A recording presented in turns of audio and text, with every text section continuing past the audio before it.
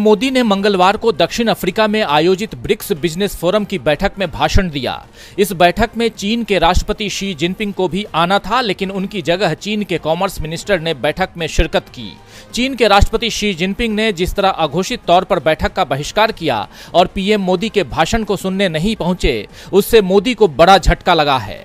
आपको बता दें कि शी जिनपिंग सोमवार की शाम दक्षिण अफ्रीका पहुंचे थे, लेकिन वो मंगलवार को ब्रिक्स बिजनेस फोरम की बैठक में नहीं आए। शी जिनपिंग के बैठक में शरीक नहीं होने पर चीन की तरफ से कोई स्पष्टीकरण नहीं दिया गया है, लेकिन ब्रिक्स के घटनाक्रम को करीब से देखने वाले इस बात पर आश्चर्य जता रहे हैं। चीन में मैक्सिको के राजदूत रहे जोर्गे गुवजार्दो ने लिखा है कि ये बड़ी खबर है। एक बहुपक्षीय फोरम में अघोषित गैर मौजूदगी, जो कि चीन कभी मिस नहीं करता है, बड़ी खबर है। वो भी तब जब इसके लिए भारत के साथ तैयारी और ग्राउंड वर्क किया गया था। अगर ये सच है तो वाकई कुछ गड़बड़ है। अब सवाल यह है कि मैक्सिको के राजदूत किस गड़बड़ी की ओर इशारा कर रहे हैं। क्या वो बताना चाह रहे हैं कि चीन ने भारत को अनदेखा किया है? अगर ऐसा है तो क्या ये पीएम मोदी के लिए झटका नहीं है? ब्लूमबर्ग न्यूज ने भी लिखा है कि शी जिनपिंग दक्षिण अफ्रीका के राष्ट्रपति की ओर से आयोजित डिनर में ब्राजील और भारत के अपने समकक्ष और रूस के विदेश मंत्री के साथ शामिल हुए, लेकिन ब्रिक्स बिजनेस फोरम में तयशुदा कार्यक्रम से गायब रहे। ब्लूमबर्ग ने यह भी लिखा है कि ब्रिक्स के विस्तार में चीन को रूस और दक्षिण अफ्रीका का साथ मिल रहा है, लेकिन भारत को लग रहा है कि विस्तार के बाद ब्रिक्स चीन का मुखपत्र बन सकता है। आपको बता दें कि इससे पहले मंगलवार को दक्षिण अफ्रीका के राष्ट्रपति सिरिल रामाफोसा से शी जिनपिंग की मुलाकात हुई थी और दोनों देशों ने ग्लोबल साउथ में अपनी भूमिका मजबूत करने की बात कही थी। लेकिन मोदी से मुलाकात को जिनपिंग ने टाल दिया है, जिसे सीधे सीधे भारत का अपमान बताया जा रहा है। अब देखना है कि मोदी इस बार चीन का नाम लेकर कुछ बोल पाते हैं।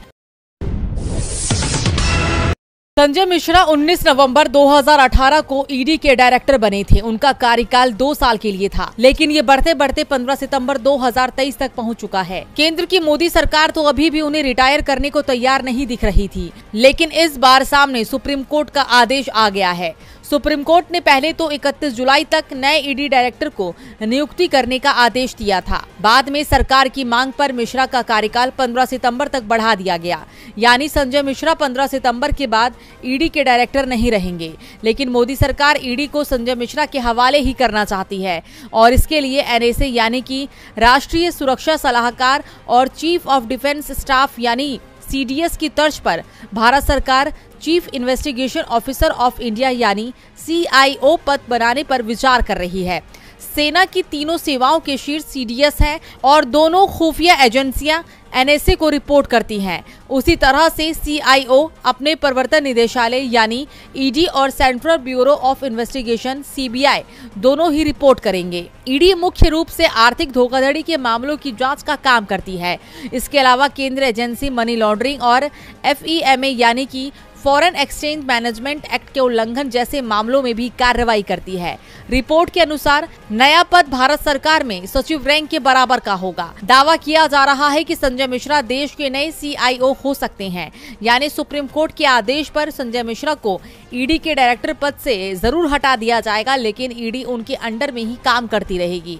ऐसी व्यवस्था बनाने की तैयारी चल रही है। ऐसे में सवाल उठ रहे हैं कि सरकार के लिए संजय मिश्रा इतने जरूरी क्यों हो गए हैं कि उनके लिए एक नया पद बना दिया जाए। अगर संजय मिश्रा इतने ही जरूरी हैं, तो फिर उन्हें सरकार अपना सलाहकार ही बना ले, क्योंकि इस फैसले को कोर्ट में भी चुनौती नहीं दी जाएगी। मनरेगा योजना को लेकर कांग्रेस अध्यक्ष मल्लिकार्जुन खड़गे ने मोदी सरकार पर हमला बोला है। उन्होंने केंद्र सरकार पर मनरेगा योजना में कटौती करने का आरोप लगाया। उन्होंने ट्वीट कर लिखा कि 2005 में हमारी कांग्रेस यूपीए सरकार ने करोड़ों लोगों को काम का अधिकार सुनिश्चित करने के लिए मनरेगा लागू किया था। मोदी सरकार ने इसे कमजोर किया है। इस साल मनरेगा में बजट में 33% की कटौती की है और 18 राज्यों और केंद्र शासित प्रदेशों पर मनरेगा मजदूरी का 6,366 करोड़ रुपए बकाया है। फिर भी कांग्रेस पार्टी द्वारा शुरू किया गया ये प्रमुख कार्यक्रम अभी भी 14.42 करोड़ सक्रिय श्रमिकों का समर्थन करता है, जो आधे से अधिक है वे महिलाएं हैं। कोविड-19 महामारी के दौरान, लॉकडाउन के दौरान मनरेगा एक जीवन रक्षक था और इसने करोड़ों श्रमिकों के लिए सुरक्षा जाल के रूप में काम किया, जिससे महामारी के दौरान उनकी आय में 80% की कमी हुई।